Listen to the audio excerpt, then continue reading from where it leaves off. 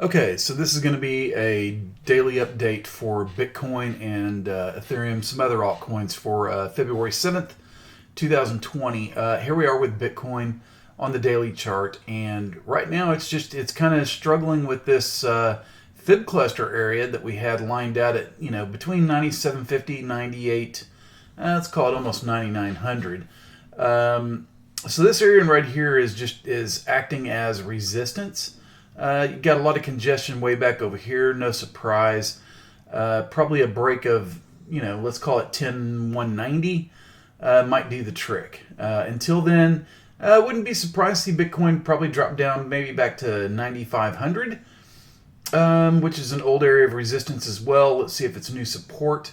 But that's kind of what I'm looking at right now with Bitcoin. Let's go to Litecoin. Can't get past the 127.2 retracement. Putting in trying to, this candle's not closed, but a potential, bearish divergence right here with the stochastic RSI. Let's watch that. We might get another retest. 10 EMA is still the one to watch though, right? So let's watch and see how the 70 area reacts if it does pull back there. If it does break the 127.2, then you're obviously heading up to, let's call it 78 to 80. That would be the next targets if it breaks out of this congestion zone.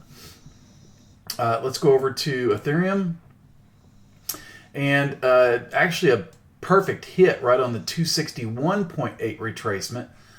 This came from this low or this high to this low, and right here's where it's hitting. So, this old area right over here was resistance as well. And if we draw let's just draw a horizontal ray on it. There you go. And so we're struggling with this area. Let's turn that to red, since that is obvious resistance. And there you go. So it needs to break 225, 224, 225. Needs to break that area. And then you can go and challenge the next fib retracements. Until then, prices outside the Bollinger Bands. I would not be shocked if we get some sort of retracement back inside. Maybe pull it all the way back to 205, somewhere in that area, 200 to 205. So that's Ethereum. Let's go take a look at XRP. Stopped just shy of the 78.6 retracement. Coming back and now retesting that 233-day moving average. The 200 is still below. You got the 10 right here in blue, which if you're really, really bullish, you want to see that 10 EMA hold. That would be at around 26.5 cents. So let's watch and see what happens there. Stochastic RSI trying to come out of overbought conditions. So that's XRP. Obviously, I'm still expecting this one to retrace a little bit and then come back up and retest this old area right here. And whether it gets through it or not, time will tell. So that's XRP. Let's move on to XTZ. Failed at the 161.8 retracement. Bulls really would like to see it hold right here, 208. Anywhere between, let's call it 196 to 208. Those are all bullish, but the 10 EMA has really been the driver of this thing since way back here, right? And so bulls, if they want to keep this thing going, they want to hold that 10 EMA. So, keep an eye on this 206 area, 205 to 206. If it can hold there, potentially could get back up and make new highs up here around 256. ZRX. This was a good one that we had. Came up and hit the 161.8, retracing back off that. Price was way outside Bollinger Band, so no surprise that we're pulling back inside. Bulls would really like to hold this area at the 10 EMA. Let's call that, let's call it 26 cents. Prices, or stochastic RSI is overbought.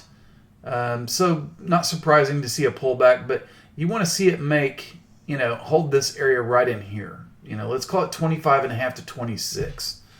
That's ZRX. Let's go to Link. Link right now is hitting a fib cluster. On a pullback, you want to hold this old area of resistance, which should be new support.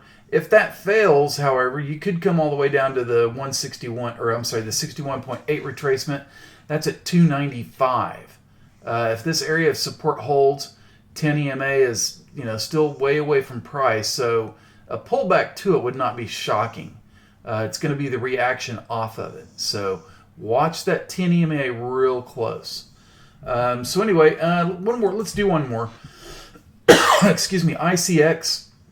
Talked about this one the other night and said I would not be a buyer up in this area.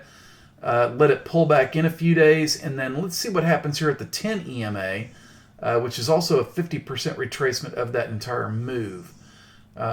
Risk would obviously be down to around 33.57. So we were thinking like 4,000 sats would be the area to watch. We're there now. So if you're really risky, you could try to play some sort of bounce in here. Still think it might pull back a little bit further, but time will tell. Stochastic RSI coming down into oversold pretty quickly. So keep an eye on this one for a bounce play. All right, guys, I'm going to leave it there. Hope everybody has a great night, and we'll talk to you soon. Thanks.